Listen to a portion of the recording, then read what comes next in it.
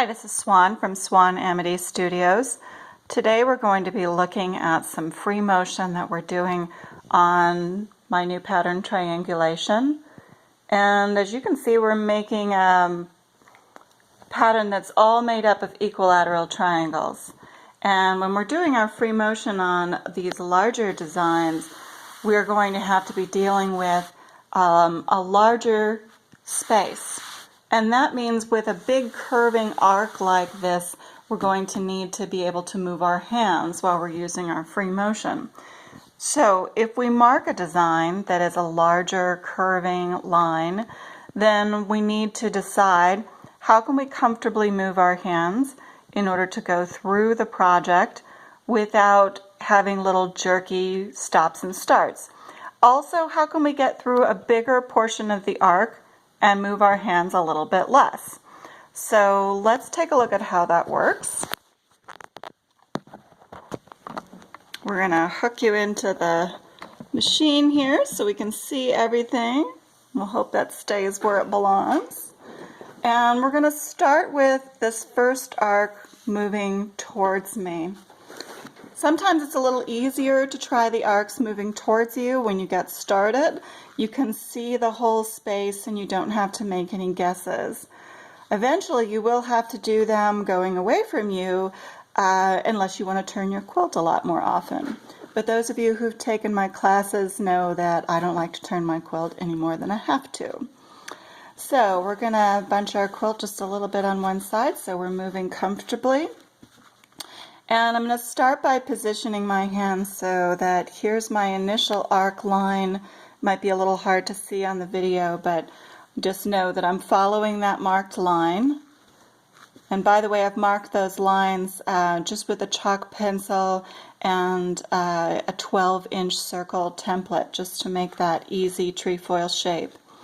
And now I'm going to start with my fingertips right next to the needle. And my thumbs are about a third of the way through the design, so we can get at least that far through the arc. Let's get started. We're going to start running the machine slowly until we realize we're staying on the line comfortably, and then we can pick up the speed a little bit. Notice though that I'm not going very quickly. There's no reason to force this to be a fast arc. So we got down to the thumb tips and then we stopped. Now we need to reposition our hands. And I'm going to move my hand over here because here's the end of my arc. Here's where I'm going to start again. And that's going to give me control over both ends, beginning and ending.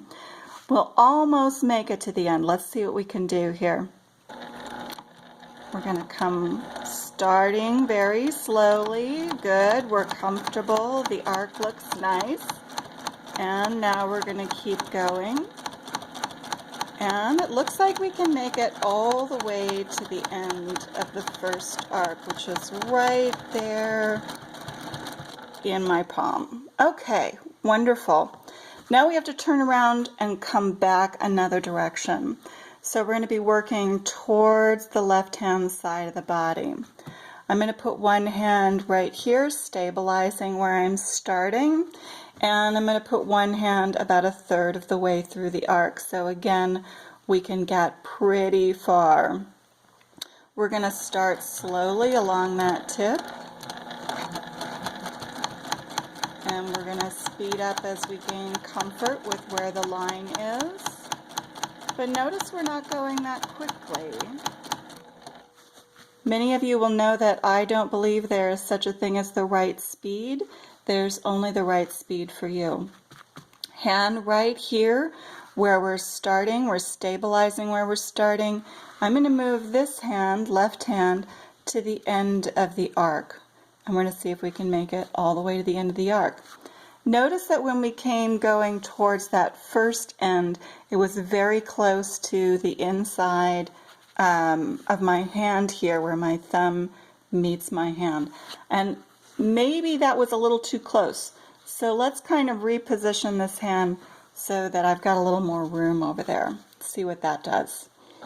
We're going to start slowly, coming away from the line we've already begun, and speed up as we gain a little comfort. And we're going to come all the way around. There we are, landing in the end of the arc. So I had to raise my hand just a little bit there, but that's okay. We are wearing the Amity glove today, which is designed to make everything very comfortable for the quilter, and we're working with a high quality ultra suede in the palm, which means we have a lot of really great control with this glove, but we still have a really breathable, more natural surface, no rubberized tips. Now here when we're in the desert in Arizona, I will say that that is highly beneficial because it is triple digits outside right now, and even though we have the air conditioning on inside, it pays to not have anything extra to make you sweaty during the day. So we're going to turn around, we're going to make that last arc. Let's see how that looks. Again, I've got my hand positioned quite close to the starting point, and my second hand is positioned about a third of the way through the arc. Let's get started.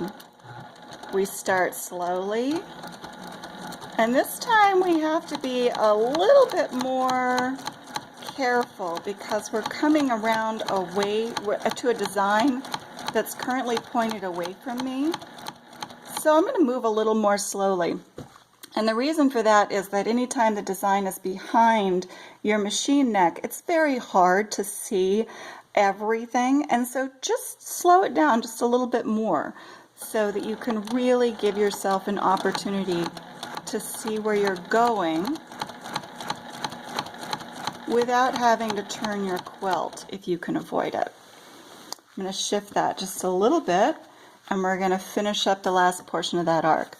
Notice this time with this last arc, I didn't go 1, 2 all the way. I did 1, 3. This is because or 2. This is because I can't see as much, and now we're going to do 3 and see if we can make it all the way to the end. Hand is positioned quite close to the machine. My other hand is out here, extended beyond the arc, so that hopefully I can make it that last little portion there. We start slowly, and we begin to move when we're confident, not too quickly, all the way out to that last tip. There we are, landed in the end. So repositioning your hands makes it possible to get through those larger arcs, but keep in mind where your hands go is important. You have to make sure that you're going to stabilize the full space that you want to make it through. Then keep in mind there's nothing wrong with slowing down, especially when you restart a section. You want to make sure that when you restart, you start very slowly. And that's what allows you to move through your free motion with fairly stable lines. No big jerky spots. And that's because we took the time to slow down and move comfortably. Keep in mind, there is no right speed. There is only the right speed for you and what you're doing in that moment. This has been Swan from Swan Amity Studios with another little free motion tip. You can find more of our videos here on YouTube, Swan Amity Studios.